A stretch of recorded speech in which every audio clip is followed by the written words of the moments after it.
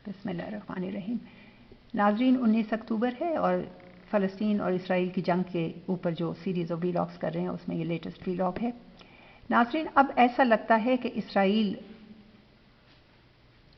बतदरीज mile हो रहा है इस तरफ कि वो सीज़ फायर कर दे, और ना सिर्फ सीज़ फायर करे बल्कि ह्यूमैनिटेरियन एड भी गज़ा में खुद ही पहुंचाना शुरू हो जाए और पानी और बिजली खोल दे।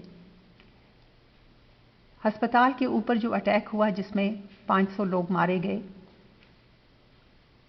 उसकी वजह से इसराइल की बहुत बदनामी हुई सारी दुनिया में, बल्कि अमेरिका में भी वहाँ की यहूदी पॉपुलेशन ने अमेरिकी पार्लियामेंट के सामने एक एहतजाज किया।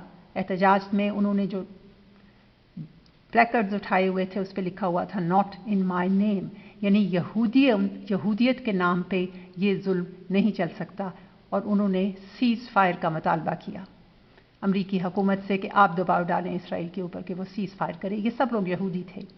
एक और यूनिक बात हो रही है इस जंग में नाज़रीन, जंगों में लोग हमेशा यूनाइटेड होते हैं, अपनी हुकूमतों के साथ फर्मली खड़े होते हैं, लेकिन यहाँ पे इसराइल के अंदर बेंयामिन नेतन्याहू के खिलाफ मुजाहरे हो रहे हैं। जंग के दौरान लोगों को उसकी हिकमत अमली नहीं पसंद आ रही, और वेस्ट बैंक पे मुजाहरे हुए हमास के खिलाफ, और गज़ा में भी जिस हद तक वो लोग मुजाहरे कर सकते हैं वो तो इस काबिल ही नहीं है, इस वक्त इस हाल में नहीं है कि कोई मुजाहरे कर सके, लेकिन जहाँ तक हो सकता है वहाँ भी एहतजाज देखने में आया हमास के खिलाफ।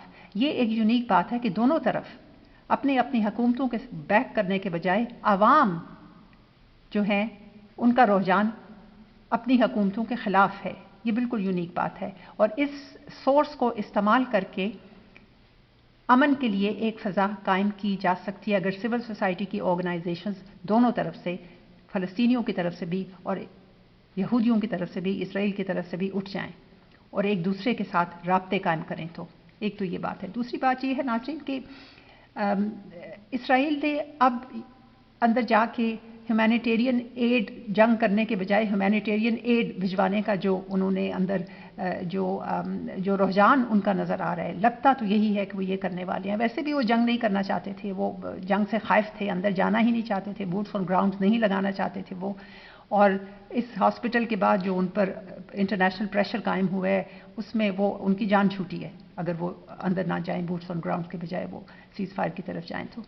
मगर अब ये है कि अगर उन्होंने ये रट लगाई कि हमास एक टेररिस्ट ऑर्गेनाइजेशन है और हमास को हमने नहीं मानना और हमास को हमने ख़त्म करना है, तो फिर अमन नहीं कायम हो पाएगा, फिर ऐसी फ़ज़ा नहीं वो कायम कर पाएंगे जिसके ज़रिए नेगोशिएशंस हो सकें। वरना तो अब जो कुछ आगे होगा उसमें लगता है कि negotiations, peaceful settlement of the issue हो सकता है। लेकिन अगर उनकी ये रट रही कि हम हमास को नहीं मानते, तो वो ऐसी ही बात होगी जैसे यूनाइटेड स्टेट्स ऑफ अमेरिका कह रहे थे हम तालिबान को नहीं मानते, फिर वहाँ गए, फिर 20 साल जंग की, फिर बाहर निकले तो फिर तालिबान ही है अफ़गानिस्तान में।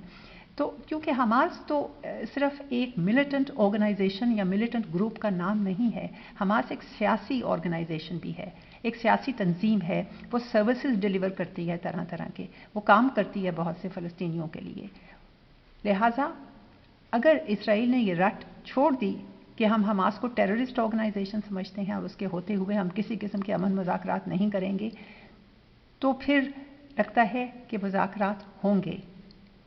लेकिन अगर उन्होंने यही रट लगाए रखी तो फिर फ़लस्तीनी उनको कहेंगे कि हमास ही तो है जिसकी वजह से आप आए हैं, और आप पीस को पहली दफ़ा जब से ये मामला शुरू हुआ है 75 साल में पहली दफ़ा आपने जंग बंदी की है।